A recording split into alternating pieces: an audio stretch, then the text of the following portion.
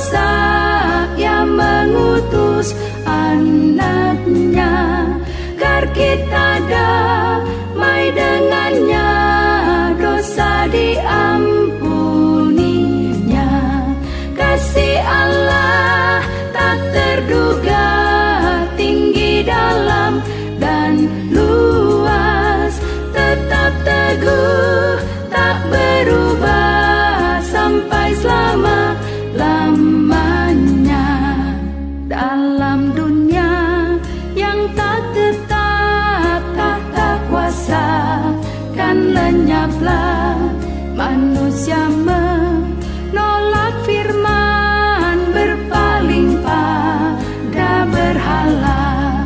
Kasih Allah tak terduga dan teramat besar, menyatakan penebusan bagi orang berdosa. Kasih Allah tak terduga, tinggi dalam dan luas, tetap teguh tak berubah sampai selama-lamanya.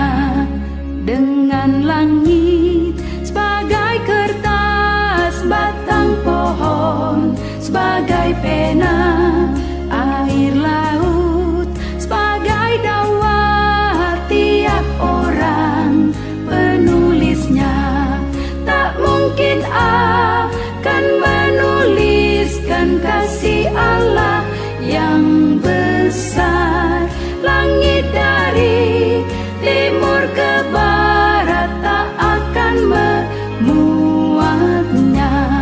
Kasih Allah tak terduga, tinggi dalam dan luas, tetap teguh tak berubah sampai selama-lamanya.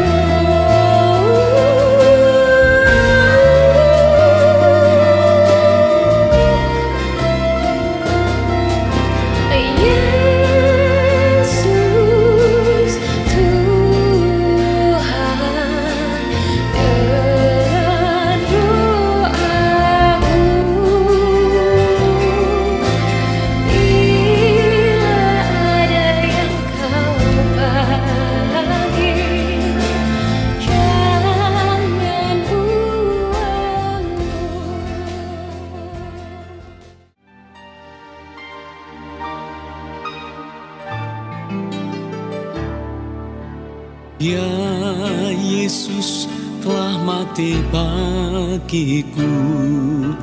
Dia Tuhan selamatkan jiwaku. Bagi Dia pujianku tak dapat ku balas kasih-Nya. Dia angkatku jadi anaknya, beri damai di dalam hidupku. Bagi Dia semuaku, hanya Dia segalanya bagiku.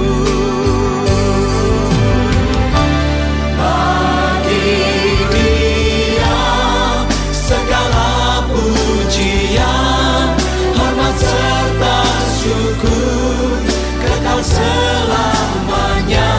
Bagi Dia segala pujian, hormat serta syukur selama-lamanya.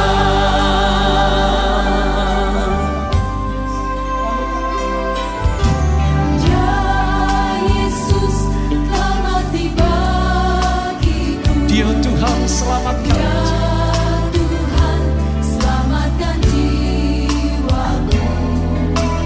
Bagi Dia pujianku tak dapat ku balas kasih-Nya.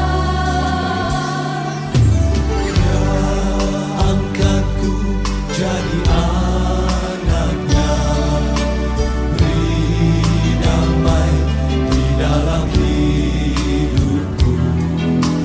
Bagi Dia sembahku, hanya Dia segalanya bagiku.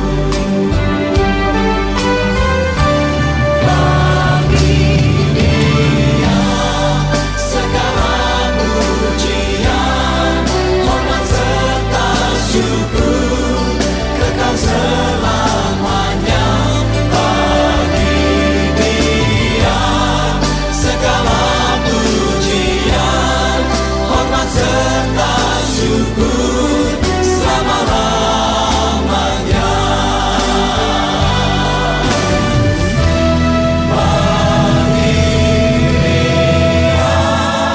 Segala pujian, hormat serta syukur kekal selamanya.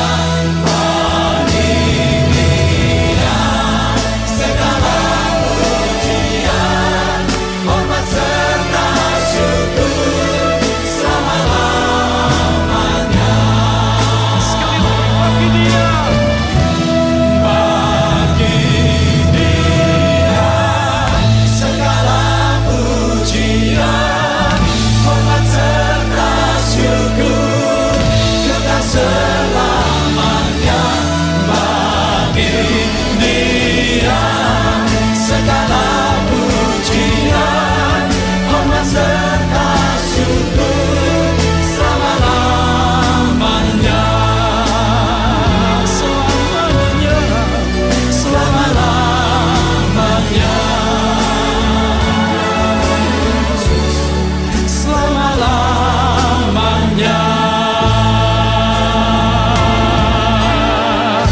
Selama-lamanya.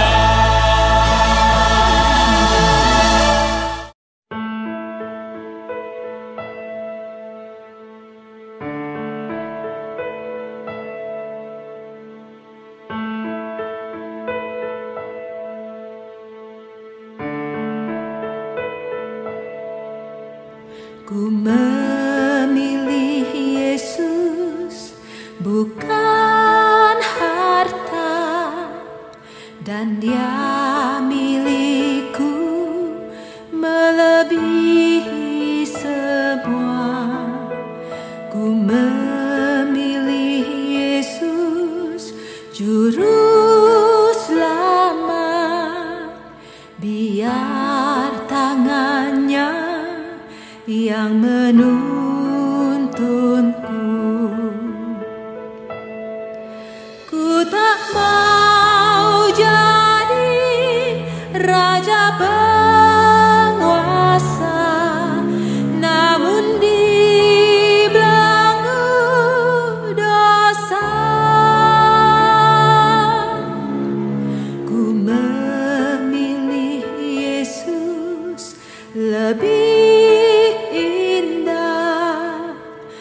dari semuanya.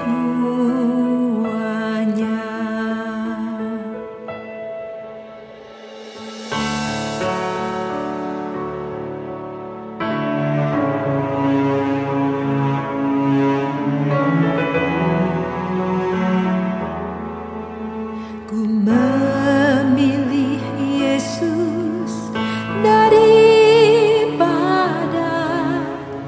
kemuliaan dunia, ketenaran semu. Ku memilih Yesus lebih indah dan muliakan Dia dengan setia. Ku tak mau jadi raja penguasa, namun dibelenggu dosa. Ku memilih Yesus lebih indah dari semuanya.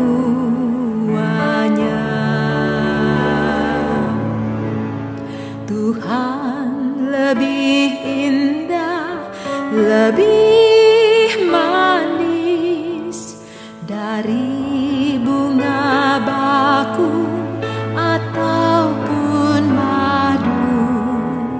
Jiwa dahagaku hampiri Dia, penyertaannya sungguh indahlah. Ku tak mau jadi raja penguasa, namun dibelenggu dosa. Shalom jemaat yang terkasih, karena kasih dan kebaikan Tuhan, kita semua dimanapun berada bisa bersama untuk datang beribadah kepada Tuhan. Mari bersama kita menenangkan hati dan bersaat teduh.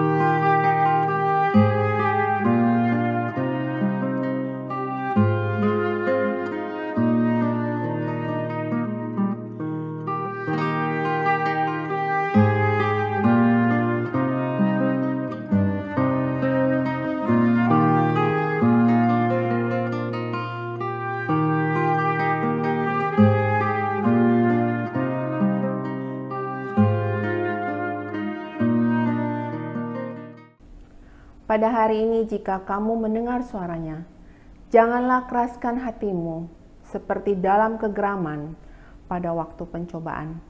Tetapi tinggikanlah Tuhan Allah kita dan sujudlah menyembah di hadapan gunung-Nya yang kudus. Sebab kuduslah Tuhan Allah kita. Mari bersama kita meresponi panggilan dari Tuhan Allah kita dengan percaya dan beriman bahwa pertolongan kita itulah di dalam nama Tuhan, pencipta langit dan bumi, yang kasih setianya kekal dan yang tidak pernah meninggalkan buatan tangannya. Turunlah kiranya atas kita sekalian, anugerah dan damai sejahtera dari Allah Tritunggal, Allah Bapa, Allah Putra, dan Allah Roh Kudus. Amin. Hanya kasih Allah kita yang tak berubah, tak berkesudahan, kekal selamanya, yang terus menaungi kita sekalian. Segala pujian dan pengagungan kita sembahkan buat Allah kita, pencipta langit dan bumi beserta isinya.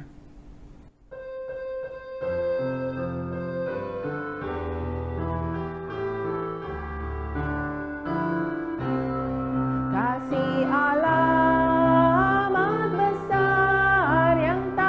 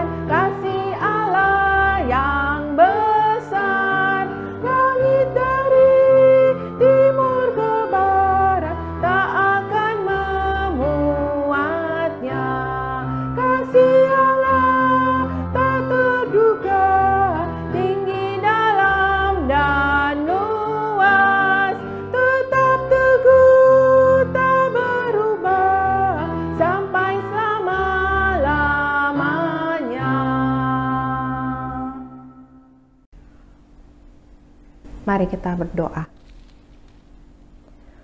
Benar ya Allah, bahwa kasih-Mu tidak dapat kami duga, betapa dalam dan luasnya. Tidak ada satu hal pun di dunia ini yang dapat menggambarkan keindahan akan kasih-Mu.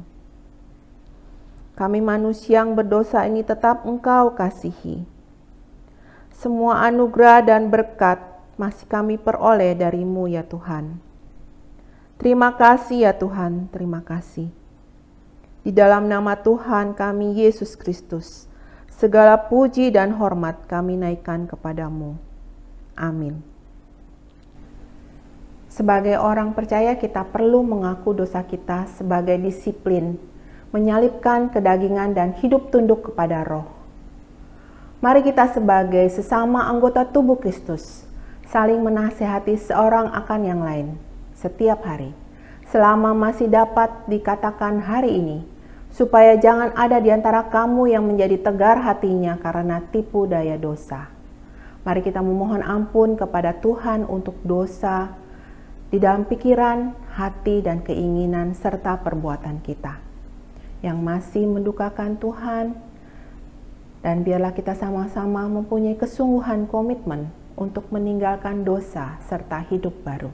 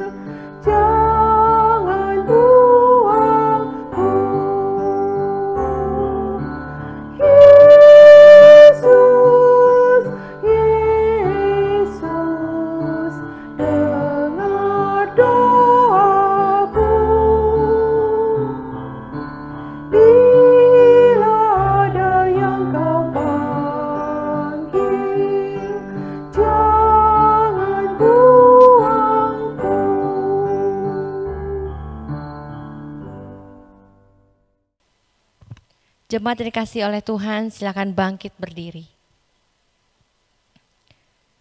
Saudara, di dalam 2 Petrus pasal yang ketiga, ayatnya ke-14 berkata, "Sebab itu saudara-saudaraku yang kekasih, sambil menantikan semuanya ini, kamu harus berusaha supaya kamu kedapatan tak bercacat dan tak bernoda di hadapannya dalam perdamaian dengan Dia."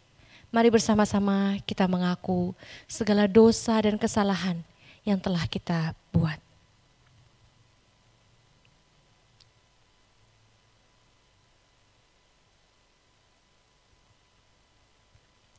Bapa di dalam surga, Engkau mendengar setiap doa-doa umat-Mu ya Tuhan. Kami datang dengan jujur di hadapan-Mu dan terbuka di hadapan-Mu ya Tuhan. Bahwa kami adalah orang-orang yang sesungguhnya tidak layak untuk menghampiri tahta-Mu. Tuhan, ampunilah setiap kami ya Tuhan.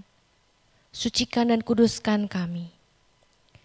Biarlah seperti firman Tuhan, Engkau mendapati setiap kami tidak bercacat dan tidak bernoda saat Engkau datang yang kedua kali, ataupun saat kami kembali kepada Engkau. Ampunilah kami ya Tuhan. Terimalah kami. Jangan ambil roh-Mu daripada kami ya Tuhan. Hanya di dalam nama Tuhan Yesus Kristus kami berdoa. Amin. Jemaat dikasihi oleh Tuhan, dengarlah berita anugerah yang terambil dari Efesus 2 ayat 4 hingga ke-5.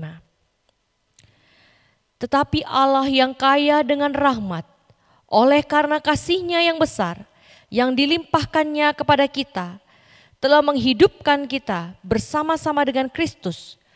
Sekalipun kita telah mati oleh kesalahan-kesalahan kita, oleh kasih karunia, kamu diselamatkan. Amin. Jemaat dipersilakan duduk kembali.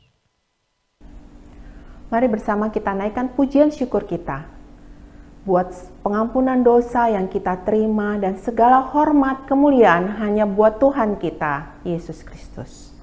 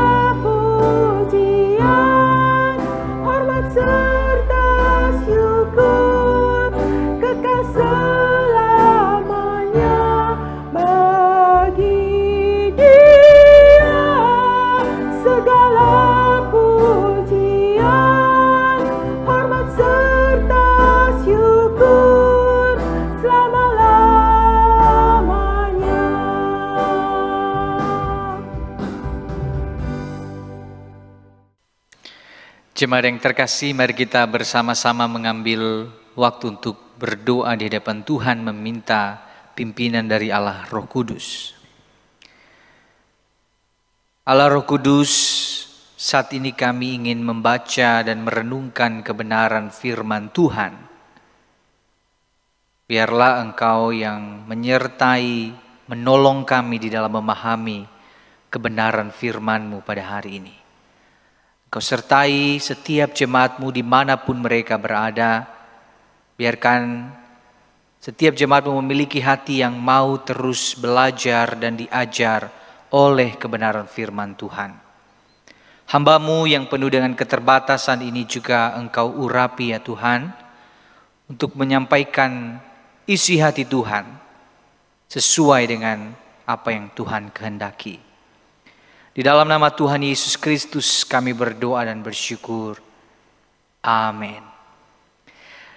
Bapak Ibu saudara-saudari, hari ini kita akan melanjutkan pembelajaran firman Tuhan yang terambil dari Ibrani pasal yang ketiga ayat 7 hingga ayatnya yang ke-19. Saya akan membacakan bagian ini untuk kita sekalian. Sebab itu seperti yang dikatakan Roh Kudus, pada hari ini jika kamu mendengar suaranya, janganlah keraskan hatimu seperti dalam kegeraman pada waktu pencobaan di padang gurun, di mana nenek moyangmu mencobai aku dengan jalan menguji aku, sekalipun mereka melihat perbuatan-perbuatanku 40 tahun lamanya. Itulah sebabnya aku murka kepada angkatan itu dan berkata, selalu mereka sesat hati, dan mereka tidak mengenal jalanku, sehingga aku bersumpah dalam murkaku, mereka takkan masuk ke tempat perhentianku. Waspadalah, hai saudara-saudara, supaya di antara kamu jangan terdapat seorang yang hatinya jahat dan yang tidak percaya oleh karena ia murtad dari Allah yang hidup. Tetapi nasihatilah seorang akan yang lain setiap hari, selama masih dapat dikatakan hari ini, supaya jangan ada di antara kamu yang menjadi tegar hatinya karena tipu daya dosa. Karena kita telah beroleh bagian di dalam Kristus, asal saja kita teguh berpegang sampai kepada akhirnya, pada keyakinan iman kita yang semula. Tetapi apabila pernah dikatakan, pada hari ini jika kamu mendengar suaranya, janganlah keraskan hatimu seperti dalam kegeraman. Siapakah mereka yang membangkitkan amarah Allah, sekalipun mereka mendengar suaranya? Bukankah mereka semua yang keluar dari Mesir di bawah pimpinan Musa? Dan siapakah yang ia murkai 40 tahun lamanya? Bukankah mereka yang berbuat dosa dan yang mayatnya bergelimpangan di padang gurun? Dan siapakah yang telah ia sumpahi bahwa mereka takkan masuk ke tempat perhentiannya? Bukankah mereka yang tidak taat? Demikianlah kita lihat bahwa mereka tidak dapat masuk oleh karena ketidakpercayaan mereka. Sedemikian jauh pembacaan firman Tuhan. Bapak Ibu saudara-saudari, berbahagialah kita yang melakukan dan menghidupinya dalam kehidupan kita hari lepas hari. Ada sepasang suami istri, dilihat orang begitu harmonis. Dari cara mereka berbicara, cara mereka memperlakukan satu dengan yang lain. Hampir tidak pernah orang melihat pasangan suami istri ini bertengkar. Saudara-saudara, ketika mereka lagi jalan-jalan, sang suami tidak pernah melepaskan rangkulannya. Ia selalu menggandeng istrinya kemana saja, saudara. Dan suaminya memperlakukan istrinya Mbak Ratu Negeri Dongeng, saudara-saudara. Dan satu kata untuk mereka, romantis sekali. Jadi dua kata, saudara ya, romantis. Saudara, banyak orang mengagumi, suka dengan pasangan ini. Mereka mengatakan, wah, ini pasangan yang ideal sekali. Saya pengen banget punya pasangan seperti itu.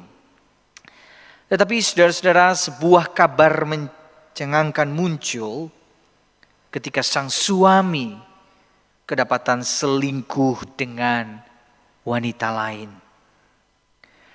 Banyak orang yang dulunya kagum, kecewa, saudara. Kok bisa sih? Kok bisa orang yang sebaik ini bisa melakukan penyelewengan seperti itu? Kok bisa suaminya berselingkuh? Bukannya dia ini suami idaman, setiap wanita sangat romantis, kemana-mana selalu digandeng saudara-saudara. Mereka tampaknya baik-baik saja dan kelihatannya nggak ada masalah. Tapi kok bisa menyeleweng? Apa yang terjadi? Bapak Ibu saudara-saudari, seringkali kita dibuat kaget dengan penyelewengan seseorang. Kenapa? Karena kita selalu melihatnya itu dari luar. Tampilan luarnya itu baik, sempurna, tidak ada masalah. Dan kemudian kita akan mungkin bersikeras dan mengatakan, masa sih dia melakukan hal yang buruk seperti itu? Kayaknya nggak mungkin deh dia melakukan. Dia itu orang baik, dia itu tampak rohani sekali. Saudara-saudara, hal ini sama mengagetkannya, saudara, ketika kita mengetahui ada saudara kita, ada rekan seiman kita yang dulunya pelayanannya aktif sekali, semangat ikut Tuhan. Di mana-mana itu dia selalu ada kegiatan gereja, dia selalu hadir. Orang bisa mengatakan dia ini super rohani, saudara-saudara. Tapi ternyata saudara, kita kaget ketika kita dengar kabar bahwa dia tinggalkan imannya. Dia tinggalkan Tuhan. Beberapa tahun terakhir ini, kita mendengar begitu banyak kabar tentang penyimpangan yang dilakukan oleh hamba-hamba Tuhan, saudara-saudara. Mulai dari dosa perzinahan, perselingkuhan. Bahkan ada juga hamba-hamba Tuhan yang tinggalkan imannya. Kita pasti bertanya, kok bisa seperti itu? Bukannya dia itu orangnya baik secara karakter. Kemudian dia itu khotbahnya bagus. Dia menulis buku yang sangat inspiratif. Dia memberkati orang lain dengan pelayanannya. Dia oke banget. Tapi kenapa dia bisa tinggalkan Tuhan? Kok bisa? Bagaimana mungkin orang yang kelihatannya baik itu bisa meninggalkan Tuhan? Atau dalam bahasa Alkitab bisa murtad, saudara-saudara. Saudara, pertanyaan lanjutan yang terus menjadi perdebatan, saudara, ketika membaca teks ini adalah, apakah sebenarnya keselamatan seseorang itu bisa hilang? Maksudnya, saudara, kalau saya sudah mengatakan saya percaya, saya diselamatkan, apakah bisa saja saya kehilangan keselamatan saya? Saudara-saudara, pertanyaan ini terus menjadi perdebatan dan ada banyak jawaban, analisa, penelitian, buku-buku yang membahas soal ini. Tetapi saya ingin mengatakan kepada setiap kita, saudara, bahwa orang yang sungguh-sungguh percaya kepada Kristus tidak akan pernah kehilangan keselamatannya. Jaminan keselamatan di dalam Kristus itu adalah kekal, abadi, tidak akan pernah hilang. Tapi perhatikan kata percaya. Percaya loh saudara, bukan cuma ngomong. Ya, percaya itu melingkupi seluruh kehidupan kita. Mulai dari kata-kata, hati, pikiran. Kehidupan kita selalu berpusat kepada Allah. Selalu seperti itu. Percaya itu baru dikatakan percaya ketika seluruh aspek hidup kita mengarah kepada Allah. Tapi pertanyaannya jadi begini Bapak Ibu saudara-saudari. Kalau keselamatan itu tidak bisa hilang, mengapa ada orang-orang yang tampaknya baik, dia melayani Tuhan, ternyata ia murtad, ia tinggalkan imannya? Kenapa? Ini pertanda apa? Saudara, dari pertanyaan ini membuat kita bertanya kembali, saudara. Apakah orang ini sungguh-sungguh percaya? Kalau ia mengerjakan banyak pekerjaan-pekerjaan Tuhan, bukan berarti ia sungguh-sungguh percaya. Dan hal ini sudah diingatkan oleh Tuhan Yesus di dalam Matius pasal 7 ayat 21 hingga ayat yang kedua, saudara-saudara, 22. Mari kita baca bagian ini bersama-sama, baca perlahan-lahan saja, saudara-saudara. 1, 2, 3. Bukan setiap orang yang berseru kepadaku, Tuhan, Tuhan, akan masuk ke dalam kerajaan sorga, melainkan dia yang melakukan kehendak Bapa-Ku yang di sorga. Pada hari terakhir banyak orang akan berseru kepadaku, Tuhan, Tuhan, bukankah kami bernubuat demi namamu dan mengusir setan demi namamu dan mengadakan banyak mukjizat demi namamu juga. Saudara-saudara, perhatikan bagian ini bahwa ada orang-orang melakukan banyak pekerjaan-pekerjaan yang tampaknya rohani, membawa-bawa nama Tuhan, bernubuat, mengadakan mujizat. Tetapi saudara-saudara, mereka bukan orang-orang yang sungguh-sungguh melekat percaya kepada Tuhan. Ada orang seperti itu. Lalu bagaimana Pak? Dia ini rajin sekali pelayanan, dia aktif sekali. Dia hamba Tuhan yang sangat-sangat bertalenta, dia bisa semuanya. Khotbah-khotbahnya sangat bagus-bagus. Saudara-saudara, jangan-jangan selama ini relasi itu hanya romantika belaka. Romantis saja. Seperti sepasang suami istri yang tampak romantis. Tapi di belakang itu dia mengkhianati, dia selingkuh, saudara-saudara. Dan jangan-jangan selama ini kita itu seolah-olah romantis dengan Allah. Seolah-olah kita sangat mencintai Tuhan. Tapi kita tidak sungguh-sungguh mencintai Tuhan. Yang kita lakukan hanya tampilannya. Orang-orang akan melihat kita begitu baik, tapi sebenarnya tidak. Saudara-saudara, ingat bahwa tampilan luar bisa menipu. Saudara-saudara, begitu mudah kita ini tampil baik di depan orang lain. Tidak terkecuali saya. Tetapi ingat, tidak begitu di hadapan Tuhan. Kita tidak bisa sembunyikan isi hati kita, pikiran kita di hadapan Tuhan. Tidak ada satupun yang tersembunyi di hadapan Tuhan. Ingat itu Bapak Ibu saudara-saudari. Sehingga saudara-saudara, kalau ada yang bertanya, apakah keselamatan kita itu terjamin ketika kita percaya kepada Kristus? Jawabannya adalah ya, keselamatan kita terjamin. Keselamatan atas orang-orang yang Tuhan tentukan untuk selamat itu tidak akan pernah hilang. Jaminan keselamatan itu kekal. Orang yang sungguh-sungguh percaya kepada Kristus tidak bisa kehilangan keselamatannya. Namun saudara, jaminan keselamatan dari Allah ini tidak mengabaikan dua hal. Ya, apa saja? Yang pertama, jaminan keselamatan dari Allah tidak mengabaikan tanggung jawab personal untuk mengawasi diri kita sendiri. Mari kita membaca ayat yang ke-12. Mari kita baca bersama-sama Bapak Ibu saudara-saudari. Waspadalah hai saudara-saudara, supaya di antara kamu jangan terdapat seorang yang hatinya jahat dan yang tidak percaya, oleh karena ia murtad dari Allah yang hidup. Waspada. Waspadalah. Artinya saudara-saudara, kita berjaga-jaga, bersungguh-sungguh, kita betul-betul memperhatikan. Kita berhati-hati, kita mengevaluasi, kita mengoreksi hati kita. Apakah kita sungguh-sungguh percaya kepada Allah atau tidak? Beberapa hari yang lalu Bapak Ibu saudara-saudari, saya menerima vaksin COVID yang pertama saudara.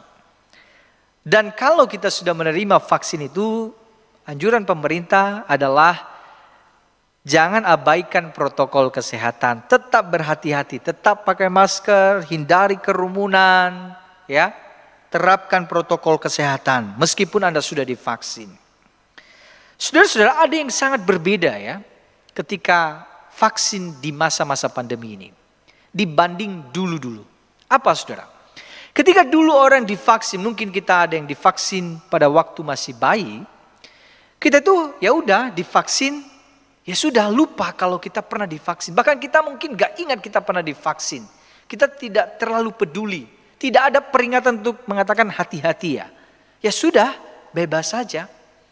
Tetapi kali ini saudara, konsep vaksin itu adalah ketika kamu divaksin, kamu tetap harus waspada, tetap ikuti protokol dan sebagainya. Harus berhati-hati. Saudara-saudari, ketika kita bicara tentang jaminan keselamatan, juga demikian saudara. Bukan berarti kalau kita udah diselamatkan, ya udah kita hidup seenaknya. Bahkan kita lupa bahwa kita pernah mengatakan aku bertobat dan aku percaya kepada Tuhan, kita tetap harus waspada, berhati-hati, koreksi diri, evaluasi diri setiap hari. Maka lagu selidiki aku, lihat hatiku, apakah ku sungguh mengasihimu, Yesus. Saudara-saudara, lagu itu sebenarnya kita harus selalu nyanyikan setiap hari, saudara ya. Kita selidiki hati kita, lihat hati kita, saudara. Telisik hati kita, jauh ke dalam apakah kita sungguh-sungguh betul-betul mengasihi Kristus. Setiap hari dilakukan, mengoreksi diri, mengevaluasi diri itu setiap hari. Mengapa saudara-saudara? Karena setiap hari kita bisa saja menjauhi Tuhan. Setiap hari kita bisa meninggalkan Tuhan. Bapak Ibu saudara-saudari, mencintai dan mengkhianati itu selalu dimulai dari langkah-langkah kecil, bukan? Misalnya begini saudara, ketika saya mencintai seseorang, saya tidak langsung menaruh hati saya sepenuhnya pada orang itu. Mulai dari rasa kagum, ya, kemudian semakin rasa kagum itu ada, saya mulai mendekat. Semakin lebih dalam lagi relasinya, saya semakin lebih serius. Saya ingin memiliki, saya mencintai, saya ingin berkomitmen dengan dia. Selalu dimulai dari langkah-langkah kecil, ada prosesnya. Tapi sebaliknya saudara, pengkhianatan, perselingkuhan juga dimulai dari langkah-langkah kecil, bukan? Mulai dari hal-hal yang biasa-biasa saja. Saya membaca satu artikel begini saudara ya, karena tingginya tingkat perselingkuhan di masa-masa pandemi ini. Dan ada orang yang memberikan sebuah list, mulai dari mana proses orang itu berselingkuh. Saudara-saudara, dimulai dari like foto di media sosial. Berlanjut saudara-saudara, komen ya, komen foto, saling berkomentar di media sosial. Kemudian lanjut, kok komunikasinya enak ya, saling bertukar nomor WhatsApp-nya. Akhirnya lebih personal, chat-chatan di WhatsApp. Kemudian kok enak ya ngobrol ya, ketemuan yuk. Ketemuan, saudara-saudara ya. Kemudian ketemuan ngobrol, udah ada di situ membanding-bandingkan pasangannya. Kok aku nggak bisa merasakan ya seperti yang aku rasakan hari ini sama kamu.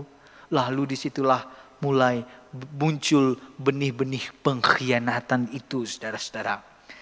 Dan itu selalu dimulai dari hal-hal yang tampaknya biasa, tampaknya kecil. Mencintai Tuhan juga seperti itu, saudara. Selalu ada prosesnya. Ketika kita bertobat, kita mengalami Tuhan. Kita itu ada tahap, ada level-levelnya. Ketika aku mencintai Tuhan, aku semakin dalam ingin mencintai Tuhan, aku mengasihi firman-Nya. Semakin dalam lagi aku melekat sama Tuhan. Semakin dalam lagi aku tahu aku tidak bisa hidup tanpa Tuhan. Sebaliknya juga saudara, meninggalkan Tuhan. Orang yang murtad itu tidak langsung lompatannya besar, saudara-saudara. Dia tidak langsung menjauh dari Tuhan. Tidak.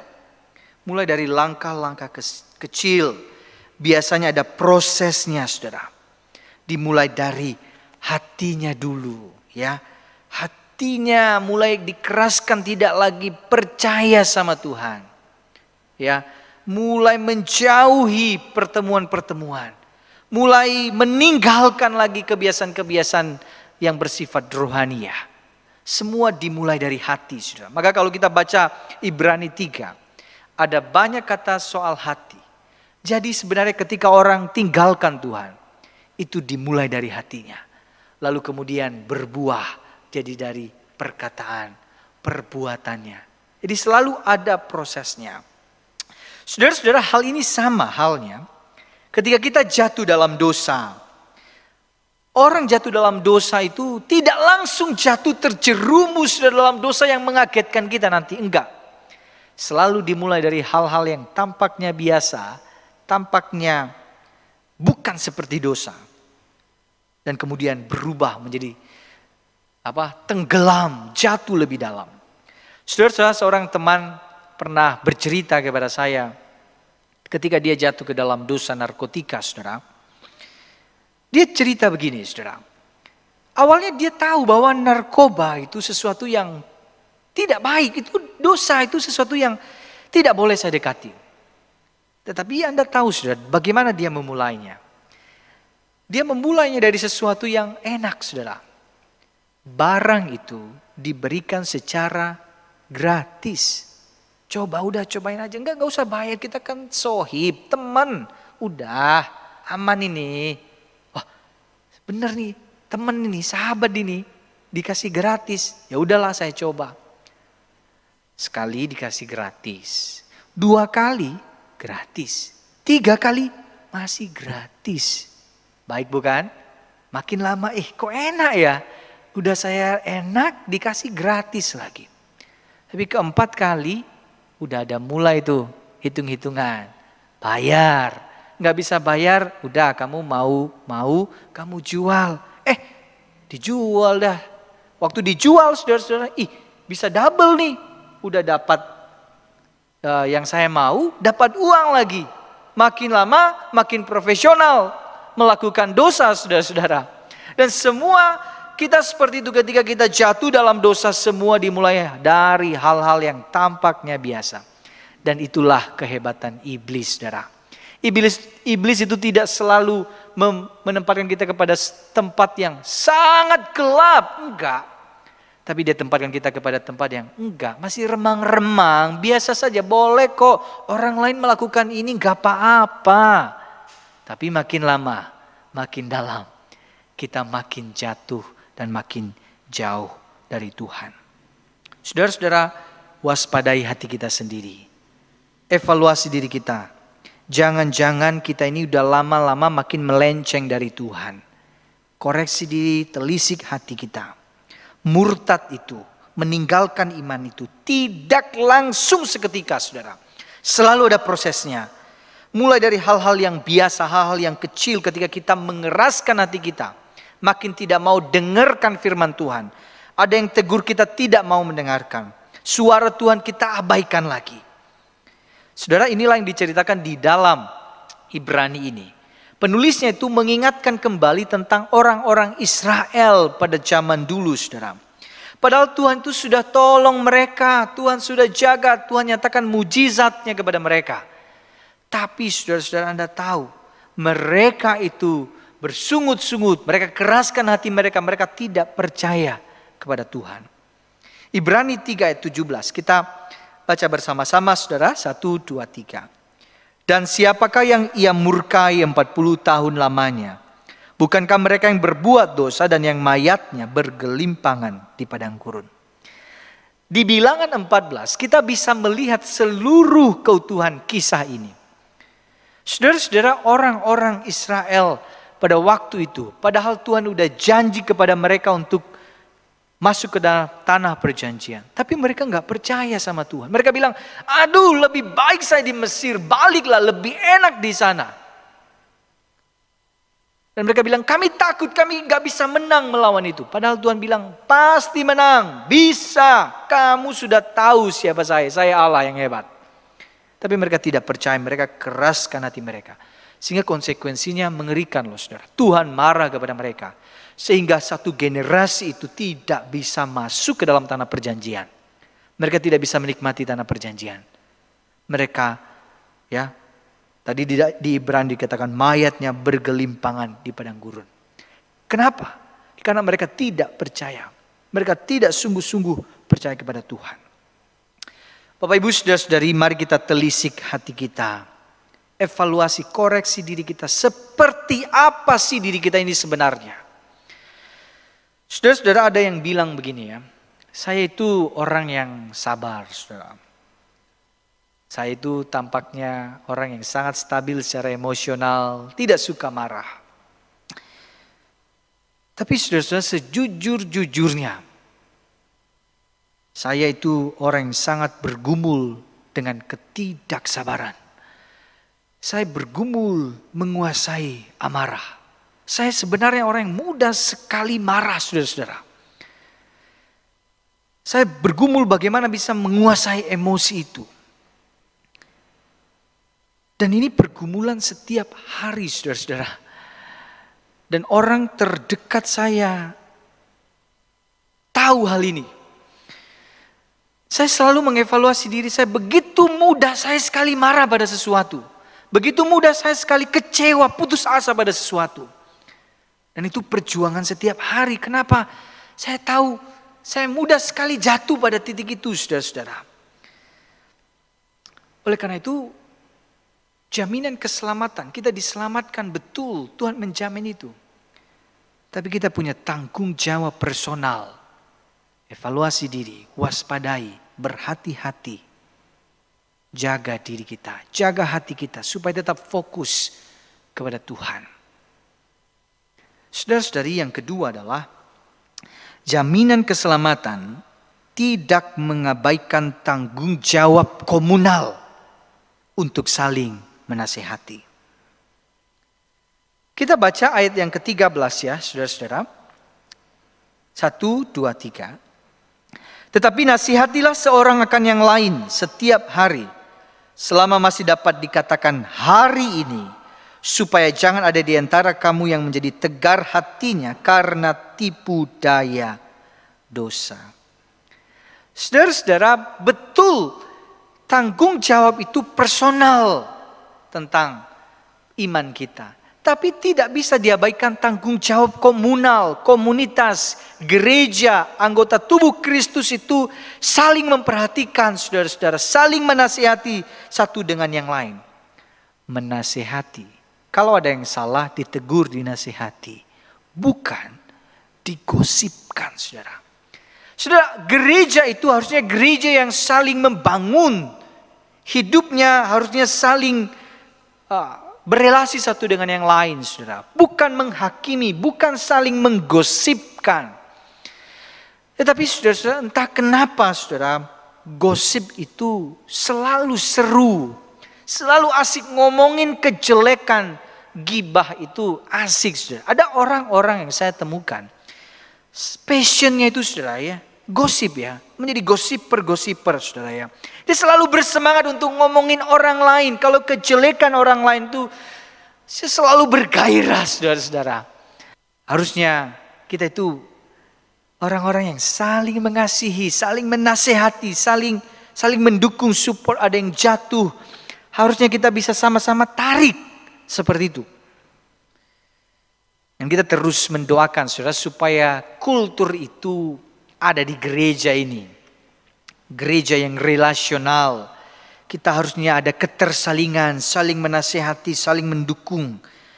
Dan kita terus bergumul bagaimana gereja ini punya komunitas yang solid, yang kuat, saudara-saudara. Meskipun saya sendiri sadar banyak sekali tantangannya, tapi kita tidak boleh berhenti, saudara.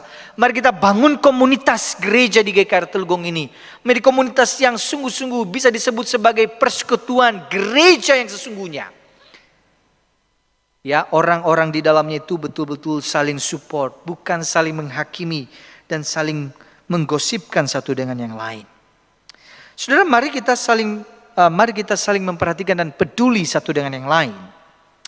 Dan perhatikan ayat yang ke-13 ini. Sekali lagi saya mau baca perlahan-lahan untuk kita.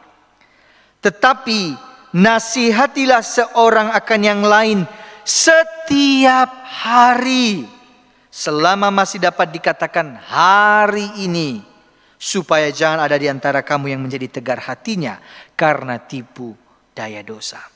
Setiap hari, saudara-saudara, menasihati setiap hari ini yang gak gampang. Bukankah kita itu biasanya memberi kesempatan kepada orang itu maksimal 3 kali. Sekali gue udah ngomong sama dia, 2 kali gue udah ngomong, 3 kali dia gak mau dengar, ya udah gue biarin aja. Selalu seperti itu, saudara. Tetapi firman Tuhan mengajarkan kepada kita menasihati, mengarahkan, menegur orang yang segera mungkin jauh dari Tuhan setiap hari. Dan kemudian dilanjutkan selama masih dikatakan hari ini. Artinya saudara-saudara, selama masih ada kesempatan. Dan kesempatan terbaik adalah hari ini. Ketika kita tahu ada orang-orang mungkin sudah lama meninggalkan Tuhan. Udah mungkin makin lama makin melenceng dari Tuhan. Kesempatan untuk menasihati dia sebagai anggota tubuh Kristus adalah hari ini. Hari ini. Saudara-saudara, di Amsal 27 ayat 5 dikatakan, lebih baik teguran yang nyata-nyata daripada kasih yang tersembunyi. Saudara-saudari, saya itu selalu berterima kasih, saudara, kalau ada jemaat-jemaat yang berani, saudara ya, secara personal datang kepada kami hamba Tuhan, memberi masukan, teguran, nasihat, saudara. Kenapa saya bilang berani? Karena saya melihat bahwa mungkin banyak orang yang sungkan untuk berbicara kepada hamba Tuhan, apalagi memberi teguran dan masukan. Tapi sebenarnya saudara-saudara, kita membutuhkan itu. Karena kita sama-sama orang yang rapuh, rentan, bisa jatuh, bisa salah. Dan kita semua adalah orang yang terus berjuang. Harusnya kalau orang yang mengasihi kami, harusnya juga secara terbuka memberi nasihat kepada kami. Menegur kami dengan kasih. Saudara, karena kita pun juga bisa salah, saudara. Kita bisa salah arah, kita bisa saja kehilangan lagi arah kita, ya, saudara. Dan kita bisa keliru, ya.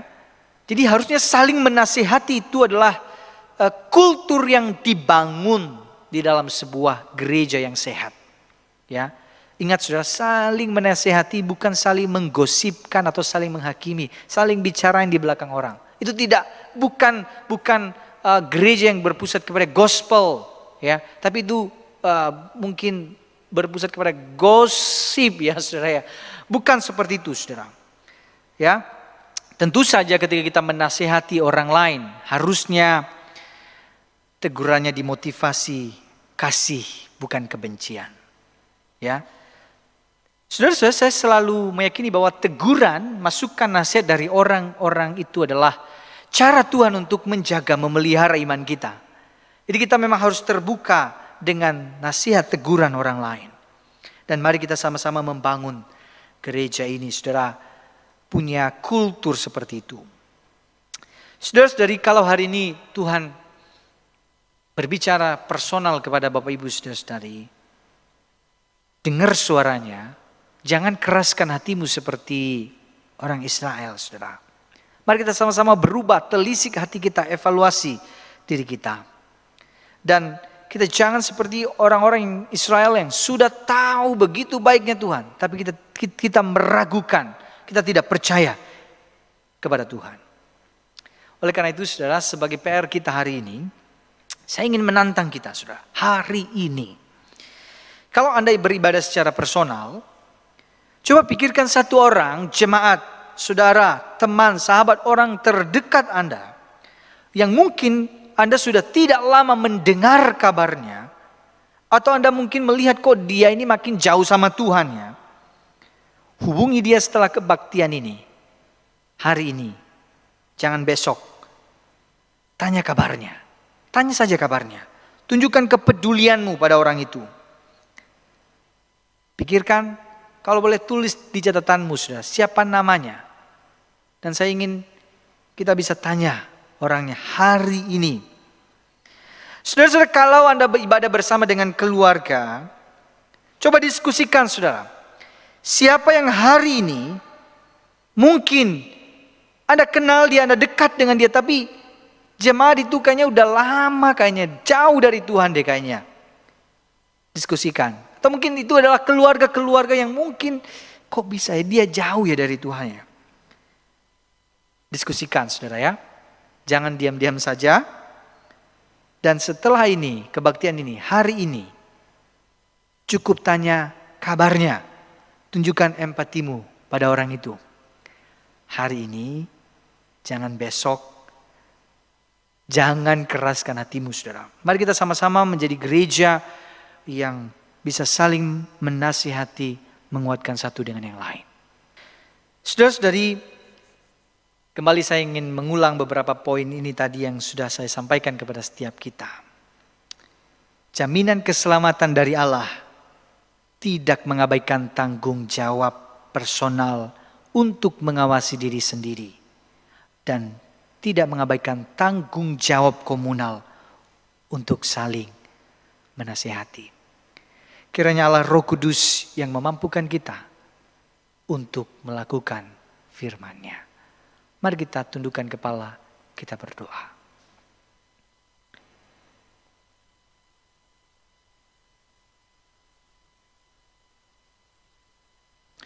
Ya Tuhan, kami bersyukur firman-Mu sudah kami dengarkan. Dan tolong kami untuk bisa melakukannya dalam kehidupan kami hari lepas hari. Kami terus mengevaluasi, mengoreksi diri kami. Apakah arah kami masih tertuju kepada Kristus? Atau kami sudah mulai melenceng dari Tuhan? Dan ajar kami untuk menjadi sebuah komunitas tubuh Kristus yang saling peduli, saling memperhatikan, saling menasehati satu dengan yang lain. Dan ingatkan kami yang sudah berkomitmen untuk menanyakan, menghubungi orang-orang, jemaat-jemaat, saudara-saudara seiman kami yang mungkin sudah jauh dari Tuhan, agar kami bisa melakukannya. Di dalam nama Tuhan Yesus Kristus, kami berdoa dan bersyukur. Amin. Jemaat yang kasih oleh Tuhan, silakan bangkit berdiri. Mari kita bersama-sama, kita akan berdoa untuk beberapa hal. Yang pertama, kita mengucap syukur kepada Tuhan untuk pemberkatan pernikahan Guru Injil Safrius dengan Saudari Natania Christine boleh berjalan dengan lancar kemarin. Mari bersama kita buka suara, kita menaikkan ucapan syukur kita. Bapa di dalam surga, kami mengucap syukur ya Tuhan. Kalau kemarin anakmu ya Tuhan, Guru Injil Safrius dengan Lausenani Tuhan boleh melaksanakan akan pemberkatan pernikahan mereka. Kami mengucap syukur akan pertolongan Tuhan. Di tengah-tengah pandemi ini, kami tahu ini bukan sesuatu yang mudah. Namun Tuhan sendiri yang menunjukkan jalan-Mu ya Tuhan. Engkau membukakan jalan bagi mereka. Kami mengucap syukur untuk berkat-Mu bagi kedua anak-Mu ini. Biarlah ya Tuhan mereka boleh memasuki rumah tangga mereka dengan takut akan Tuhan. Berjalan bersama dengan Tuhan. Karena ada Tuhan sebagai nahkoda di dalam bahtera rumah tangga mereka. Terima kasih Tuhan. Hanya di dalam nama Tuhan Yesus Kristus kami mengucapkan syukur kami. Amin. Yang kedua, jemaat yang dikasihi dalam Tuhan, mari bersama-sama kita berdoa kepada Tuhan. Kita mengucap syukur akan vaksin yang boleh terus diberikan bagi warga Indonesia. Kita berdoa supaya semakin banyak orang yang boleh diberikan vaksin dan Indonesia menuju Indonesia sehat. Perlahan-perlahan maka Indonesia akan dipulihkan baik secara kesehatan maupun secara ekonomi. Mari bersama-sama kita buka suara, kita berdoa untuk vaksin di Indonesia. Bapa di dalam surga, kami berdoa menyerahkan ya Tuhan vaksin yang boleh terus diberikan bagi seluruh warga di Indonesia. Tuhan tolong baik yang dari perkotaan maupun di pedesaan semuanya boleh berjalan dengan baik.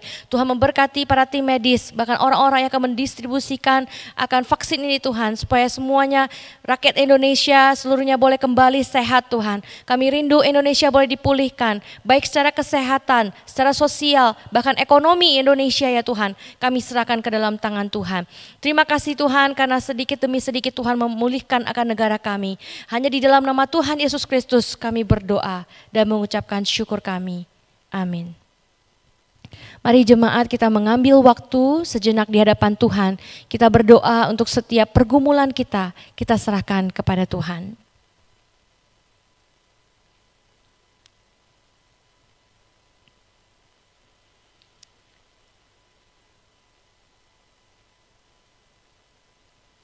Tuhan, kami percaya bahwa Engkau adalah Allah yang hidup, Allah yang mendengarkan setiap pergumulan, bahkan air mata yang mungkin tidak bisa dimengerti oleh orang lain Tuhan. Engkau mengerti ya Tuhan. Bapa, kami serahkan untuk setiap pergumulan jemaat-Mu, baik di dalam kesehatan, baik di dalam ekonomi, baik di dalam relasi, hubungan suami istri, orang tua dengan anak, mertua dengan menantu Tuhan. Kami serahkan satu persatu ke dalam Tuhan. Biarlah Engkau sendiri yang boleh memulihkan jemaat-Mu ya Tuhan. Terima kasih Tuhan yang maha baik. Hanya di dalam nama Tuhan Yesus Kristus, Allah kami, penebus kami yang hidup, kami telah berdoa. Doa Bapa kami. Bapa kami di dalam sorga, dikuduskanlah namamu, datanglah kerajaanmu, jadilah kehendakmu di bumi seperti di sorga. Berikanlah kami pada hari ini makanan kami yang secukupnya, dan ampunilah kami akan kesalahan kami, seperti kami juga mengampuni orang yang bersalah kepada kami. Dan janganlah membawa kami ke dalam pencobaan, tapi lepaskanlah kami daripada yang jahat, karena Engkaulah yang empunya kerajaan dan kuasa dan kemuliaan sampai selama-lamanya. Amin. Jemaat tetap bangkit berdiri, kita akan mengaku iman kita. Pengakuan iman rasuli. Aku percaya kepada Allah, Bapa yang Maha Kuasa, Khalik langit dan bumi, dan kepada Yesus Kristus, Anak yang tunggal Tuhan kita, yang dikandung dari Roh Kudus, lahir dari anak darah Maria, yang menderita sengsara di bawah pemerintahan Pontius Pilatus, disalibkan, mati dan dikuburkan, turun ke dalam kerajaan maut. Pada hari yang ketiga, bangkit pula dari antara orang mati, naik ke sorga, duduk di sebelah kanan Allah, Bapa yang Maha Kuasa. Dan dari sana ia akan datang untuk menghakimi orang yang hidup dan yang mati. Aku percaya kepada Roh Kudus, gereja yang kudus dan am, persekutuan orang kudus, pengampunan dosa, kebangkitan tubuh, dan hidup yang kekal. Amin. Jemaat dipersilakan duduk kembali. Bersyukur kepada Tuhan kita masih diberikan kesempatan untuk memberikan persembahan sebagai ucapan syukur. Persembahan yang bisa kita berikan saat ini juga semua adalah berasal dari Tuhan. Kiranya ucapan syukur ini dipersembahkan dalam iman, kebenaran, dan ketulusan. Persembahan dapat jemaat berikan melalui transfer dan atau dengan scan QR Code yang terlihat di layar kaca kita semua.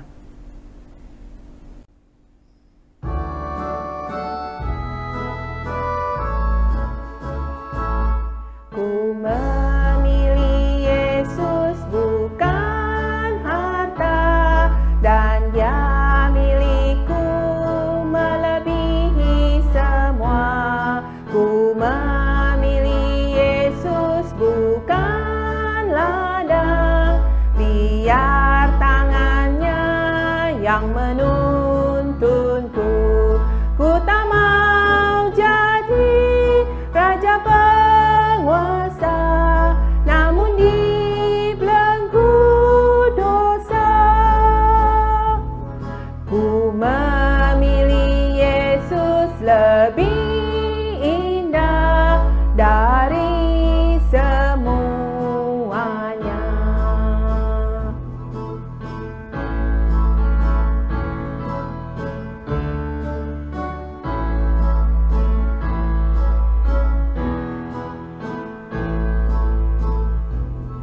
Tuhan lebih indah, lebih manis dari bunga bakung ataupun madu. Jiwa dahagaku hampiri Dia, penyertaannya sungguh indahlah. Ku tak mau jadi raja penguasa, namun dibelenggu dosa. Ku memilih Yesus lebih indah dari semuanya.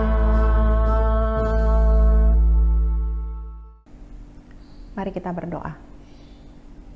Segala puji syukur kami naikkan kepadamu Bapa yang baik, yang telah memberikan kami kesempatan untuk bisa memberikan persembahan sebagai ungkapan syukur kami untuk semua anugerah dan berkat yang sudah kami terima ini ya Bapa.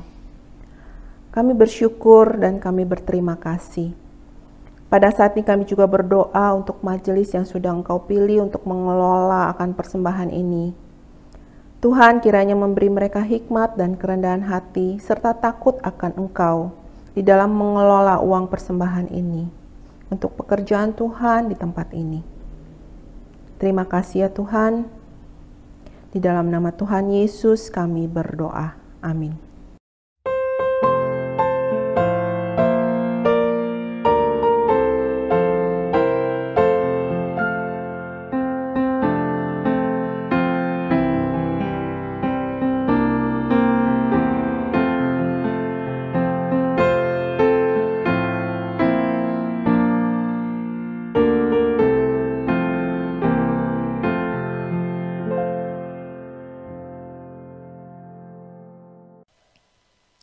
Shalom Bapak Saudara yang terkasih di dalam Tuhan. Kami segenap hamba Tuhan dan majelis mengucapkan selamat ulang tahun kepada Bapak Ibu Saudara yang berulang tahun. Kiranya Tuhan Yesus yang setia di masa lalu juga menyertai Bapak Ibu Saudara sekalian di masa yang akan datang. Bapak Ibu Saudara, kami akan memberitahukan beberapa hal yang perlu kita perhatikan. Yang pertama, persekutuan doa online akan diadakan hari Rabu tanggal 10 Maret 2021 pada pukul 7 malam dengan tema serahkan segala kekhawatiranmu yang akan disampaikan oleh hambanya Guru Injil Yunus Harefa.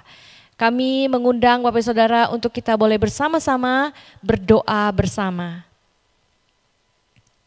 Yang kedua, ibadah online pada hari Minggu tanggal 14 Maret 2021 dengan tema Yesus Imam Besar Agung akan disampaikan oleh hambanya Pendeta Fri Suhandi. Kiranya kita semua boleh mempersiapkan diri kita untuk boleh beribadah kepada Tuhan. Dan yang terakhir Bapak Saudara, diwartakan bahwa pada Minggu 21 Maret 2021 pukul 2 siang bertepatan di GKR Telogong akan dilangsungkan pemberkatan pernikahan yang akan dilayani oleh Gereja GKR Telogong kepada Guru Injil Yunus Septifan Harefa dengan Guru Injil Marcelina. Bagi jemaat yang keberatan atas rencana pemberkatan pernikahan ini dapat mengajukan pernyataan keberatan secara tertulis kepada tata usaha gereja. Demikian warta hari ini. Kiranya Tuhan Yesus Kristus terus memberkati Bapak Ibu Saudara sekalian. Amin.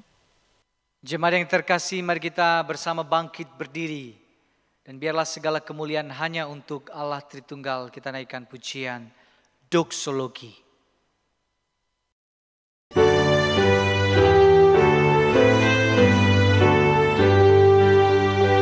Puji Allah Bapa Putra, puji Allah Roh Kudus, ketiganya yang esa.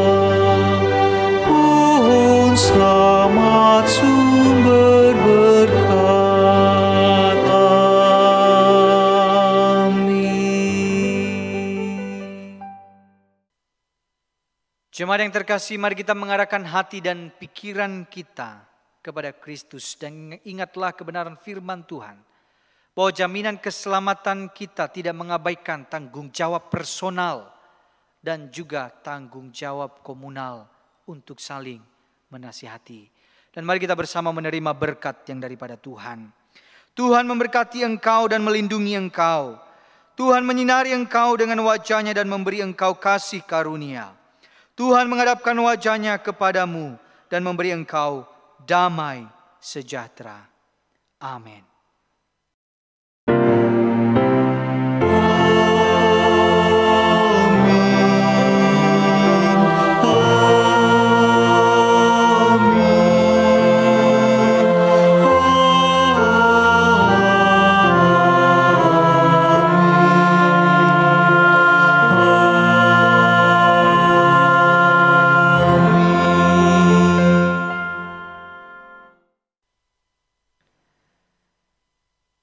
Ibadah minggu kita selesai. Silakan duduk, silakan mengambil waktu teduh. Tuhan Yesus memberkati.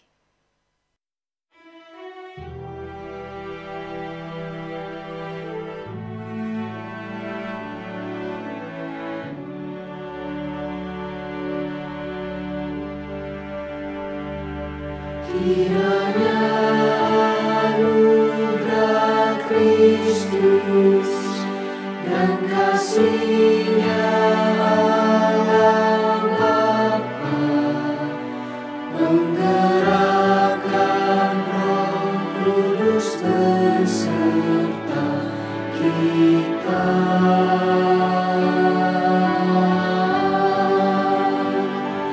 Kiranya anugerah Kristus dan kasih